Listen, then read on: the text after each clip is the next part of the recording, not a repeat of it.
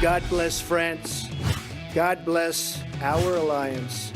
And God bless America. Word out of Washington is apparently 6 months of those text messages between the lovebirds have been located and are about to be released to Congress. That Columbia law professor James Comey used to leak sensitive memos. He previously worked as a special government employee for the FBI while Comey was director. Right now, the Republican congressional baseball team is lacing up their cleats, returning to the field. It's their first practice since a gunman opened fire, seriously injuring the House Majority Whip Steve Scalise and 4 others last June. Overnight, busloads of Central American migrants ignoring warnings from President Trump arriving at the southern border. We can't afford to let everybody in this country. We have to have merit-based immigration. We have to look at who's coming in, and we have to be selective. The last couple of days, we've seen this real bromance develop between the president and his French counterpart. Thank you. I like him a lot.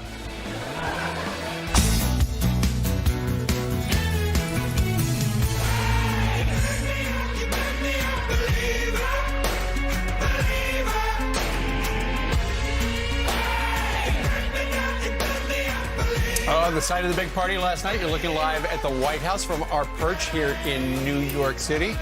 This is Fox and Friends, the world's #1 cable morning news show. And tell you what, Ainsley and Pete, I was just reading in The Hill, thehill.com.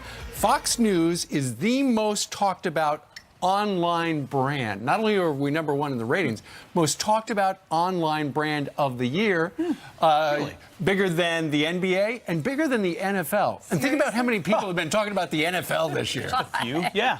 And they say the future is online, so that might bode well for the Fox News Channel. Just saying. Thank you so much for watching us and making us the #1 cable morning show. We are so honored. We appreciate it. Absolutely. All right, President Trump and his French counterpart, Emmanuel Macron, toasting to their unbreakable friendship. The president and first lady pulling out all the stops at their first state dinner. Griff Jenkins is live in Washington, D.C. with the recap of last night's festivities. Good morning, guys. Perhaps all bromances now may be measured by whether they meet this Trump-Macron closeness test, this personal relationship that's just kept growing all week long, the constant handshakes, hugs, and air kisses, and that warmth was on full display at last night's toast. May our friendship grow even deeper. May our kinship grow even stronger. And may our sacred liberty never die.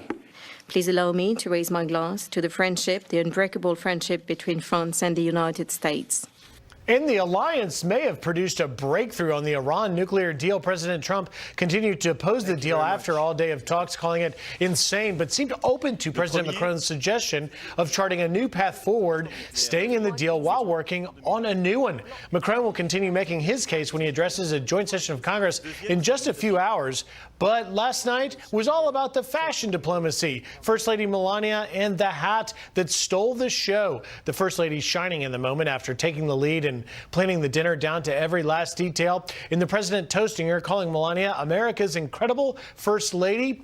The hat, since everyone is wondering, is by Hervé Pierre. Her evening gown by Chanel, hand-painted with silver and embroidered with crystal and sequins. A clear nod to France's exceptional fashion and high standards of the tradition of haute couture. Her counterpart, Brigitte, wearing Louis Vuitton. Guys? All right. She did look fantastic. I think everyone thought she looked beautiful. I didn't know you could paint a dress, but apparently you can. Yes, the couture, the Chanel dress. What does that mean? Couture is more expensive, basically. No, I know, but how do you paint it?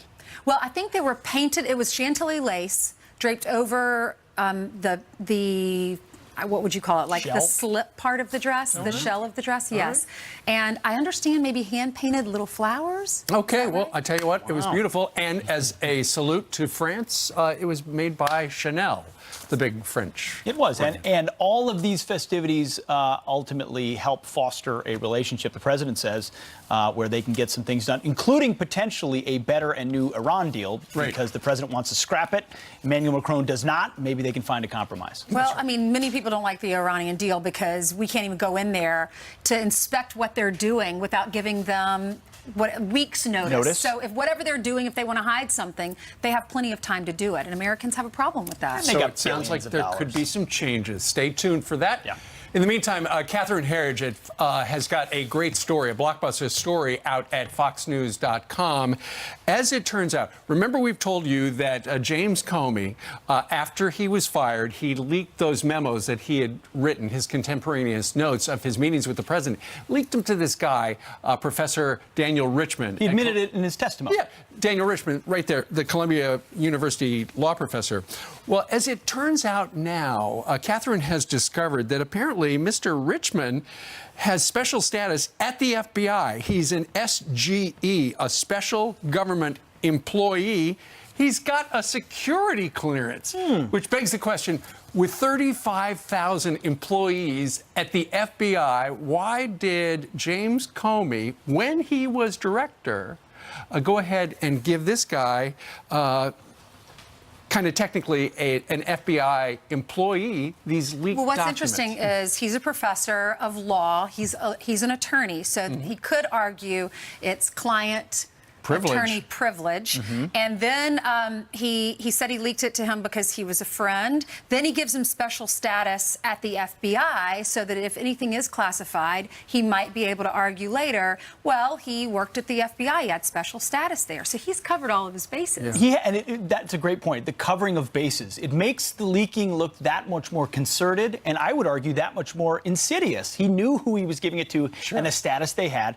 It's almost like he was laundering his leaking. He was saying, well, I didn't leak. I gave it to a guy who has a classification, and then maybe he leaked it. So he admitted giving the memos to him. They made their way into the media. This is a guy who knew the processes. He knew the law and wanted to be above the law, as many have accused him of. So we'll see. We'll learn more about this, but great reporting to get that nugget. Absolutely. Also, in some other related items, the Department of Justice, it sounds like, is about to release 6 months of the Lovebirds text messages, which Congress has been waiting for. And also, Andrew McCabe, remember, he was the deputy FBI director who was fired for lying to the FBI. There is a story out from Sarah Carter this morning that apparently there's a possibility he gave a stand-down order. Stop looking into the Hillary Clinton email thing. Don't do an investigation. After the New York Times wrote the initial article, and then the field office started an investigation. He was overseas and said, hey, let's go somewhere else. That's unbelievable. Sarah Carter said that several FBI officials have told her this information.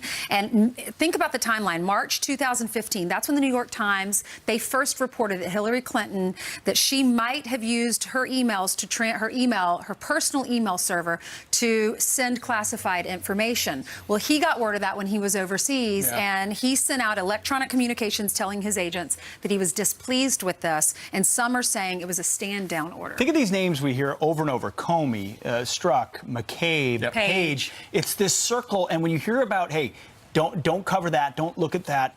I mean, you think about what you really need in these things is context. And we talked to Sean Spicer earlier on in the program, and he said that's a key aspect of putting all the dots together. Listen. He did. Or we don't have that. Well, he did. Well, you know what? He said it's important to put the dots together. Well, yeah, ultimately, here we go. We got it.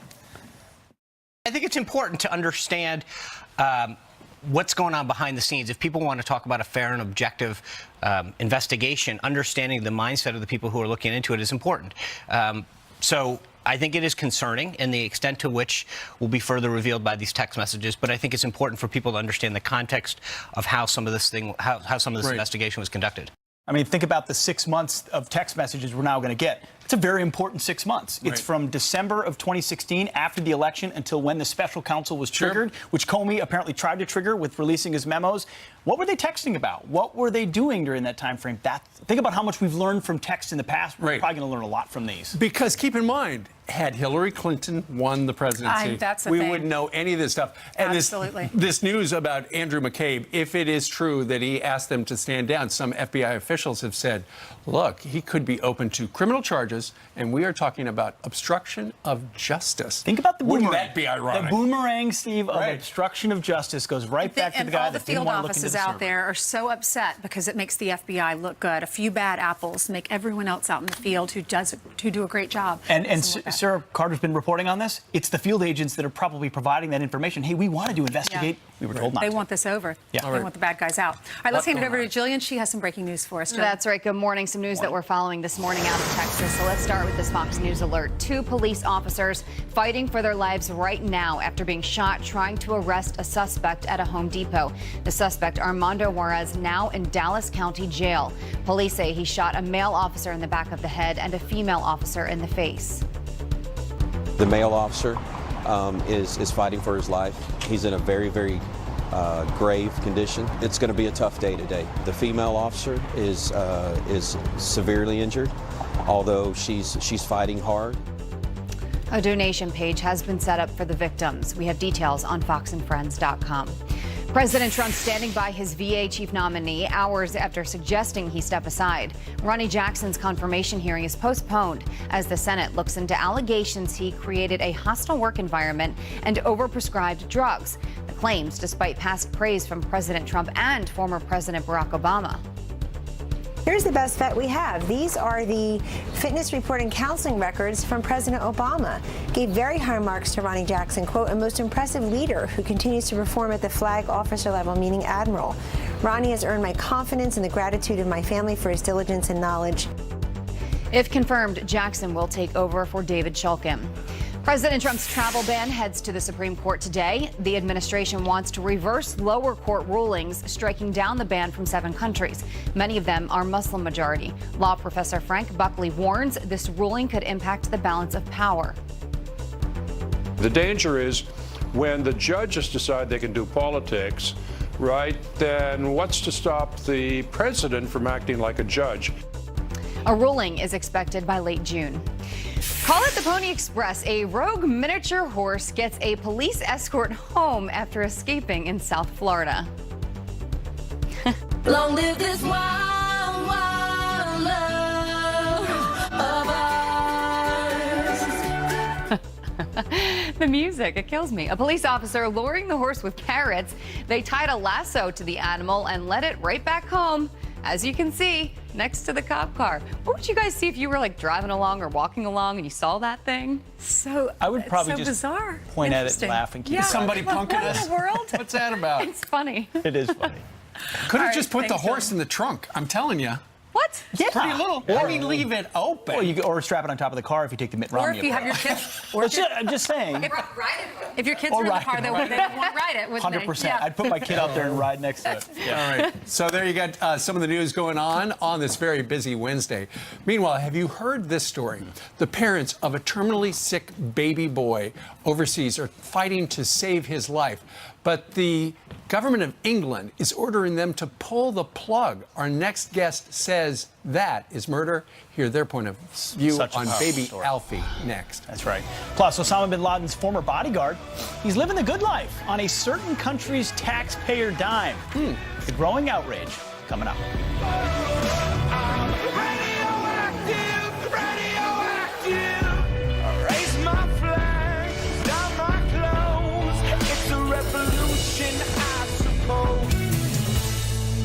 The NHS, the National Health Service in the United Kingdom, has won another legal battle, denying parents Thomas Evans and Katie James the right to give their dying child, 23-month-old Alfie Evans, a fighting chance at life. The court ruling yesterday that they cannot take their son to Italy for further treatment and that the United Kingdom hospital can remove the child's life support against the parents' wishes, which they have done.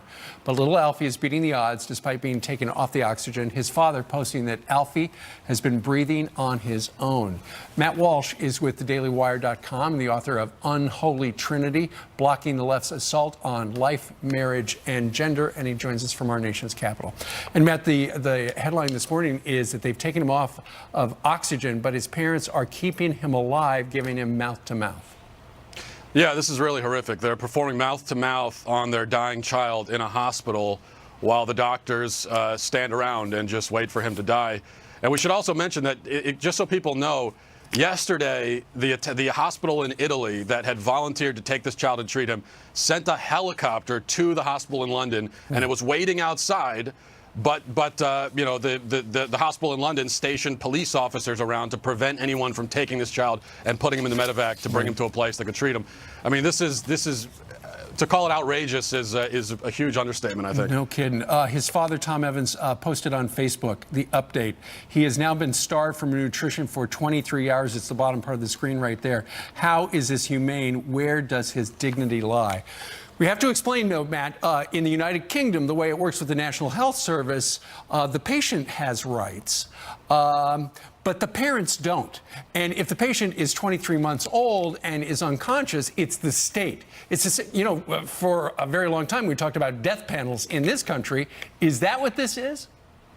That's exactly what this is. That's exactly what this is. This is a judge deciding that this child, his life is no longer worth living, and so we're going to kill him. There's no point keeping him alive, and so that's what a death panel is. So yeah. Now when we talk about Matt, you're calling this murder?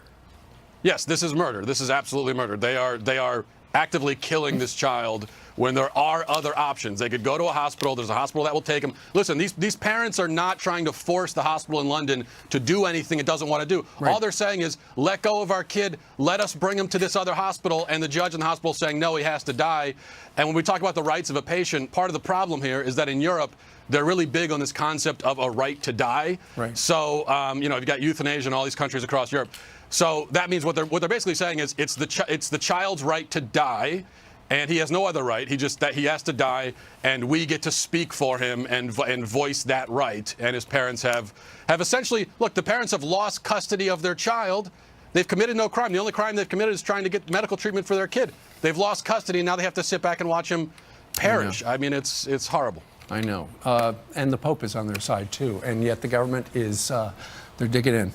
Matt Walsh from the Daily Wire, thank you very much. Thank you. Just a terrible story.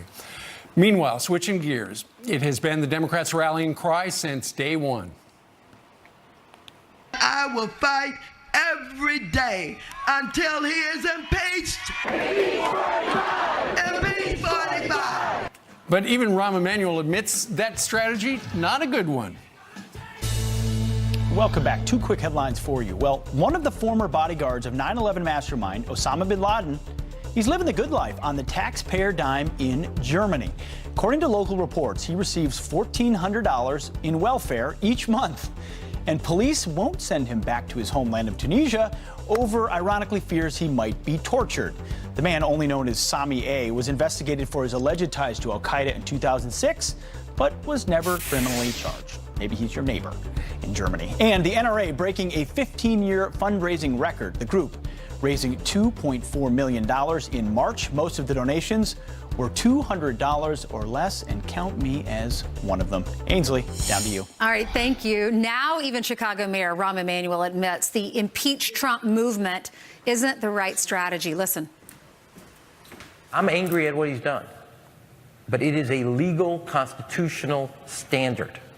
When we get to it, we collectively as a country will know it, as we did with, like, Richard Nixon. You don't just treat the principle or the political standard, or the policy standard of impeachment that's embedded to how we deal with something as a political tool.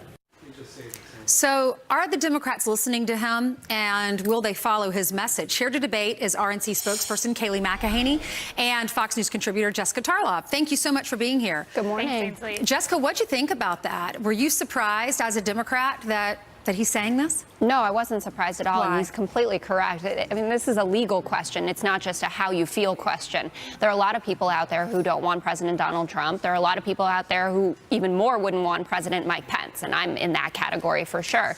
But if the charges against him or the grounds for impeachment are, for instance, obstruction of justice, we need the Mueller report or the recommendations coming out of the Mueller investigation before we talk about all of that. I think it's a very silly strategy. I think there's enough policy to drill down into to make it through the midterms and make it to 2020 and win on those grounds rather than going with this. And you see now that Republicans are actually using this argument against us. Ted Cruz, for instance, was out there saying, oh, well, if we lose in 2018 and the Dems take the House, they're going to be going for impeachment with Jerry Nadler as the head of the judiciary, et cetera. So Republicans are running scared. They're not defending their tax cuts, for instance, and they're running on this argument. We've got to take it away from them. Okay. Kayleigh, I imagine how you feel. you're probably sick of that narrative to impeach the president as a Republican and someone who has worked for him. But the Maxine Waters of the world, are they going to listen to what he's saying? Well, they should. They should listen to smart Democrats like Jessica, like senior advisor David Axelrod, who said it would be damaging for democracy to have this partisan impeachment. You have even Nancy Crumbs Pelosi, who's not quite known for her wisdom, saying this is not someplace we should go. All of the smart Democrats are saying this, Ainsley, but the problem is you have this rabid, insane leftist base, 58 Democrats voting to bring this up for debate with no basis in fact for impeachment charges. You have Tom Steyer, millionaire donor, giving impeachment guides to more than 5,000 Democratic candidates. The rabid left-wing base controls this Democratic Party. The blue dog Democrats, the moderates, no longer exist because they've been taken over by the far left. All right, well, the midterms are right around the corner, and it's really the independents, because Republicans are going to vote one way, obviously, Dems are going to vote the other. So you really have to speak to the independents. So what is your message, Jessica, as a Democrat, to those independents? Oh, it's an economic message. It's a message about health care. For instance, if you look at the exit polls coming out of Arizona yesterday, where the Democrat lost by 6 points, whereas Donald Trump won the district by 21, it was all about health care. I think that's something where Democrats can do exceptionally well. I believe it was last week or the week before when we all got a little hot and bothered about identity politics. We should try and stay away from that, go for the economy and health care, not Trump impeachment. You should talk about things that the president has done wrong, but he's not going anywhere, and we don't want the replacement anyway. So economy, health care, play it straight. We can do this, 23 seats.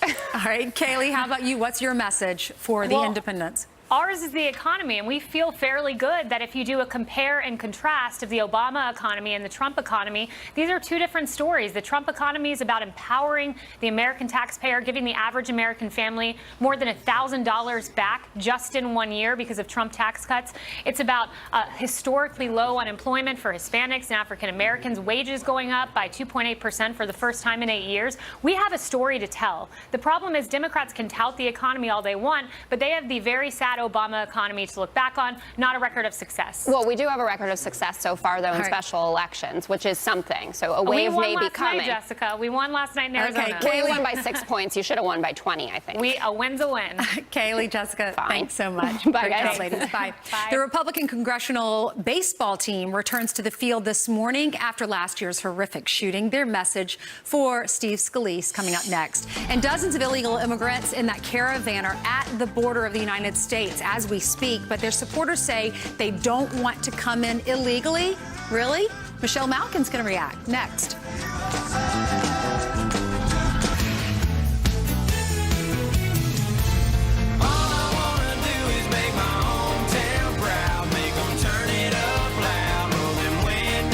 Hometown proud. That's all I want to do. Representing South Carolina up here in the big city. That's my new book. It's called The Light Within Me, about my relationship with God. It's on sale now. If you're interested, you can go on Amazon or any of your local bookstores will have it. This was us last night. I sat down with the folks and talked to them and answered their questions. This was in Brooklyn at a great bookstore there.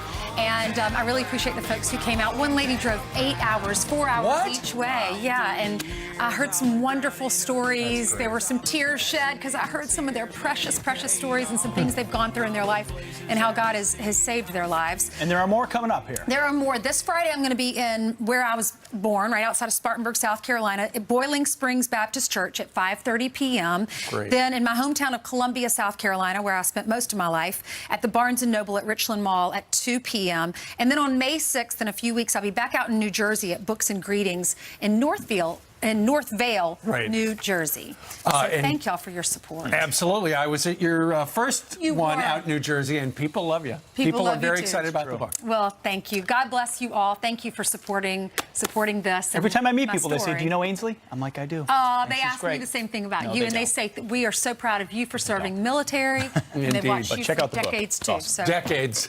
Holy cow. No, I you're know very young, but we've all been in the business for decades. But you've been here on the curvy couch for decades. Indeed. All right. Meanwhile, somebody who's been joining us for a very long time is Michelle Malkin. She's the host of Michelle Malkin Investigates over on CRTV. She joins us from Colorado Springs. Michelle. Hey, Michelle. You know, a long time ago, she came up with a book called Invasion. So you've been watching the people who are coming into this country legally and illegally.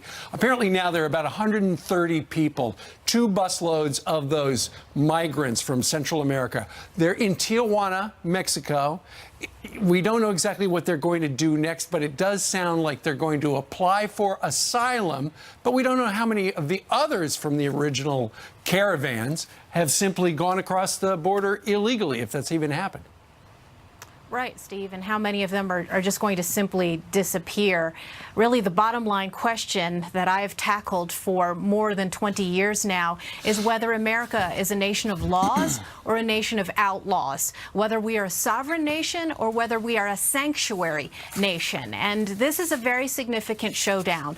For once, we have a president, a Justice Department, and a Department of Homeland Security that are explicitly drawing the line. And what this entire showdown exposes is that it's not just the fact that we have had such a dreadful lack of physical border walls, but that these groups, these caravans, are exploiting every aspect of laxity in the system. The fact that there is a massive overload in the asylum system. There's a backlog of some 700,000 cases. And as you alluded to, Steve, this is why many of these people are simply caught and then released. There is a 2 or 3 year average delay in getting an asylum hearing. And as the Justice Department and Jeff Sessions pointed out yesterday, it shows you what a joke the asylum process is in the first place, because all of these people in the caravan had already been offered asylum in Mexico.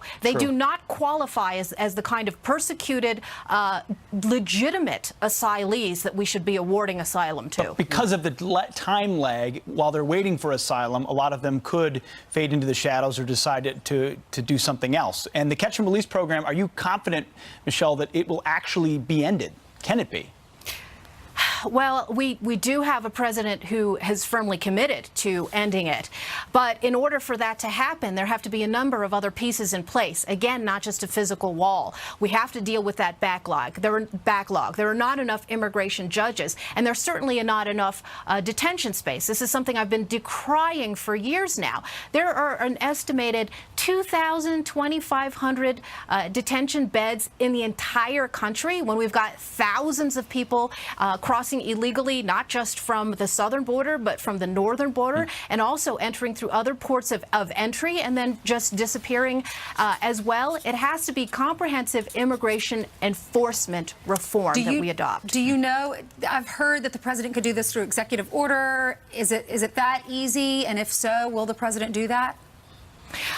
There are things that he can do by executive order, and I think those are in the works. But this is also a call for Congress to step up to the plate, because it has been pointed out many times that there are loopholes that Congress could address and haven't. Why is that? It's because these caravans of migrants serve a lot of purposes. They provide cheap labor to big business, and yes, that's both Republican and Democrat big businesses that do that, and also cheap votes to the Democrats as well. They're being exploited, and it's a sad thing. I harbor no animosity to people who are law-abiding otherwise, who are seeking a better lives. But the fact is that we've got a sieve that we are unable to discriminate between people who are here to do nefarious things and people who are here simply to improve their lives. Great point.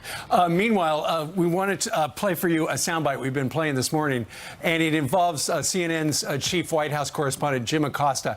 He sat down for a roundtable with Variety, the entertainment newspaper. And let me just clarify. He's talking about, well, listen to the soundbite. He's talking about how the president, when he attacks the press with hashtag fake news and stuff like that, that is an act, Mr. Acosta says, but it impacts the Trump voter and supporter. Listen to this. The problem is that people around the country don't know it's an act. They're not in on the act, and they take what he says very seriously, and they take attacks from Sean Spicer and Sarah Sanders and what they do to us on a daily basis very seriously. They don't have all their faculties in some cases. Their elevator might not hit all floors. Okay, so the elevators might not hit all floors. He goes on to say the White House attacks on the press could inspire violence against some reporters, and that's his worry.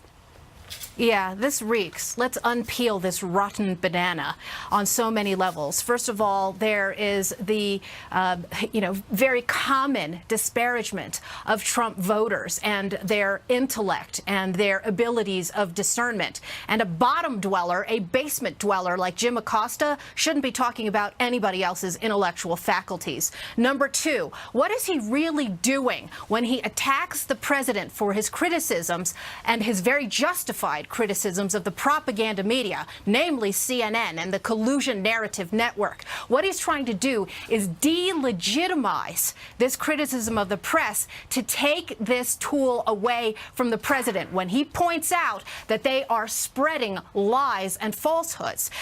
Thirdly, what is he trying to do? As you mentioned, Steve, very astutely, there is a very dangerous undertone to what he is saying, because what he is saying is every time Trump attacks the press, this is a potential incitement to violence. What a disgrace for this journalist to be falsely smearing Trump supporters and President Trump himself for inciting violence when we know over the last several years that it is organized leftist activities, the Soros groups, the Antifa groups, who are the ones who have fomented violence and division in this country. Well said, What a Michelle. disgrace. Well said. Real quickly, tell us about the Manhattan Film Festival. I understand they're featuring a screening of one of your investigative reports. Yes, Ainsley. On Sunday, I will be back in New York City. I'm descending from the mountaintop, and we are very, very pleased and very humbled and honored to be a feature film at the Manhattan Film Festival on Sunday, 6 p.m. at Cinema Village, for an episode that I did called Railroaded, Surviving Wrongful Convictions. It's one of those areas where it's common ground forged between left, right, and center to fight these injustices in the criminal injustice system. You can find out more information at CRTV and on my Twitter and Facebook page. Well, to entice people to go, we've actually got a promotional clip. Watch this. 21 years is a long time. Sure is, especially for a crime you didn't commit.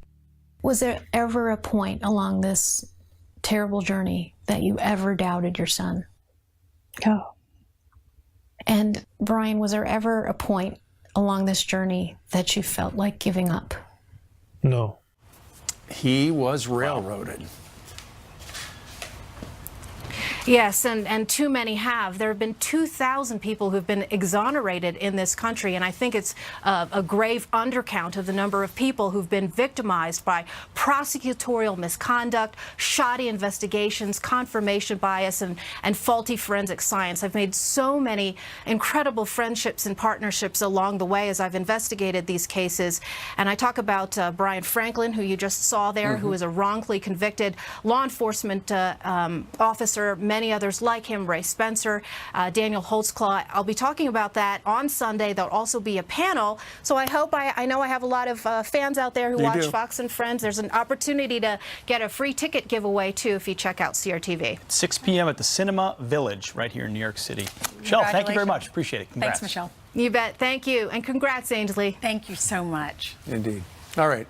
Coming up on this Wednesday, liberal policies are forcing people to hightail it out of high-tax states like where we all live. But our next guest says there's a shockingly easy way to stop it. And you're looking at the future of journalism. We are celebrating our college associates. You're going to hear their stories and what it's like to work behind the scenes here at Fox coming up. Taking what they're giving 'cause I'm working for a living.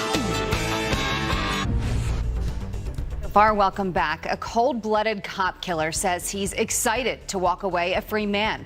Herman Bell telling the New York Post that he feels good about being released from prison on Friday.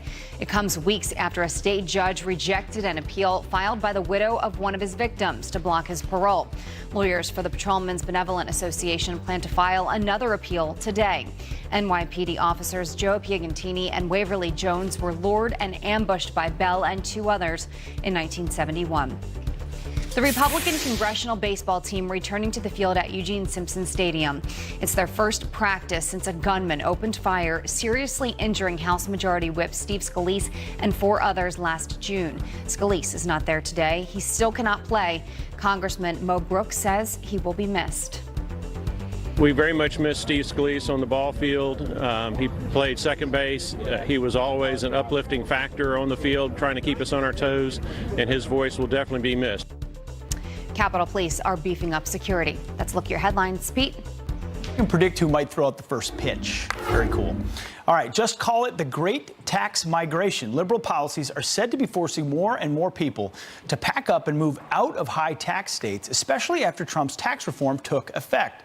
That's because they're limiting residents' state and local deductions, that SALT deduction. In a new op-ed, our next guest writes, quote, if high tax states want to shrink the incentive for out-migration, folks leaving the state, it's shockingly easy to do so. Rather than penalize hard work and innovation, states like California and New York must take steps to reward it. Joining me now is editor of Real Clear Markets and the author of the forthcoming book, The End of Work, John Tamny. We won't even talk about what Bernie Sanders wants to do to end work today with his federal jobs for all. But at the state level, you see these high tax states already taxing their folks a lot, but the new tax law hurts them even more. How can these states fix it? Well, they can fix it, I think, by reminding themselves that what makes New York City great, and all of you know this, and what makes California great are the people.